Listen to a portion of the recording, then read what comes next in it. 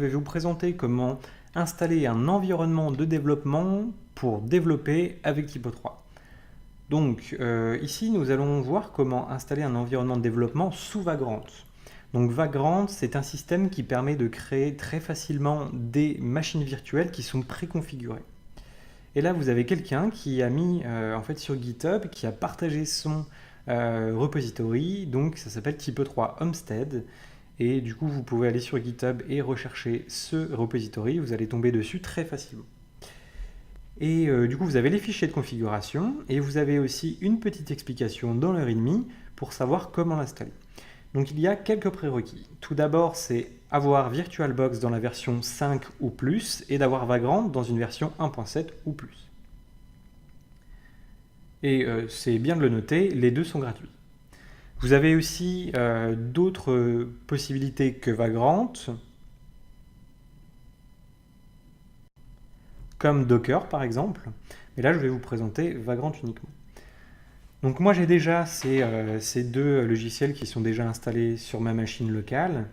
Donc ici je vais directement passer à la phase d'installation.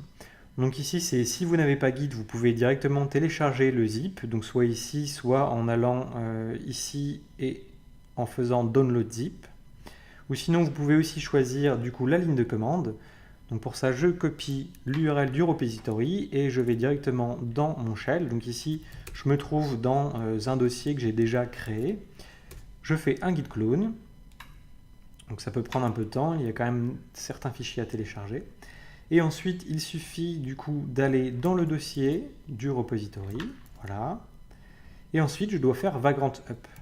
Donc il faut le savoir qu'en fait, il n'y a que quelques lignes de commande, à savoir avec Vagrant. Je vais vous présenter les principales.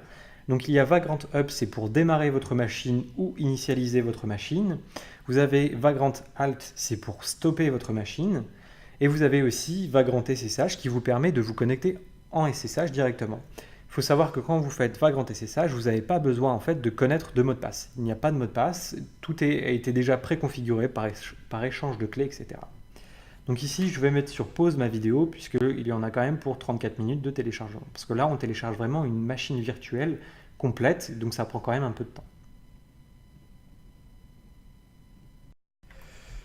Voilà, ma Vagrant s'est installée, ça a à peu près pris une petite heure pour l'installer. Donc à la fin, en fait, vous allez avoir un petit encart vert qui va vous donner l'ensemble des informations essentielles pour pouvoir y accéder. Donc vous pouvez en fait, ici vous avez l'ensemble des URL pour 7.6, 6.2, 8.2 et vous avez aussi la version de dev, etc.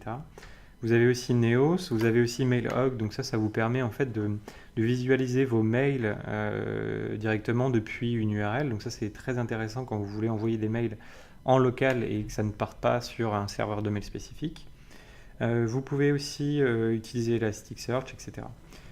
Du coup là ici je suis allé sur local.typo3.org et ici vous avez un récapitulatif de toutes les URL disponibles et vous pouvez aussi en fait reset l'ensemble de vos sites, donc ça c'est très intéressant. Vous pouvez aussi les mettre à jour donc sur des versions mineures, etc.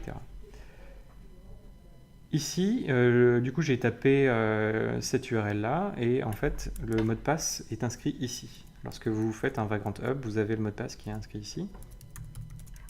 Voilà, et donc là, je vais réussir à me connecter et j'aurai un back-end directement utilisable pour faire de l'intégration, du développement, etc.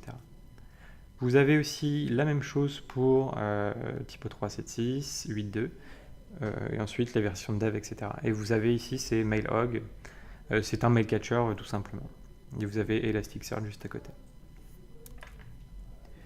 Petite chose à savoir, si vous voulez vous connecter en SSH sur votre Vagrant parce que vous souhaitez installer un nouveau paquet PHP ou des choses comme ça, vous pouvez aller éditer directement votre fichier Vagrant file et ça c'est plutôt intéressant. Vous pouvez aussi l'installer directement vu que c'est une VM. Donc pour ça, vous faites Vagrant SSH, ce que j'ai fait ici.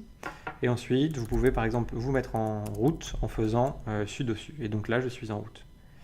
Et ici, si par exemple je veux aller voir les fichiers où se trouvent mes différents sites, ça se trouve du coup dans var 3w. Donc là je quitte. Je vais vous montrer aussi comment couper votre Vagrant, puisque c'est quand même une machine virtuelle, ça va prendre énormément de ressources de votre machine, et quand vous n'en avez plus besoin, du coup, vous pouvez faire Vagrant Alt, et ça va automatiquement couper votre Vagrant, et il faudra refaire un Vagrant Up dans le dossier de Typo 3 Homestead pour pouvoir la relancer. Voilà, là ça prend un peu de temps, mais elle va se couper. Donc voilà, c'est terminé pour ce petit tuto pour découvrir en fait une installation de Typo 3 avec Typo 3 Homestead. Et vous avez aussi du coup sur le repository GitHub directement beaucoup d'informations pour un peu pouvoir éditer les fichiers, mettre à jour, etc. Donc là, je vous invite à lire cette documentation.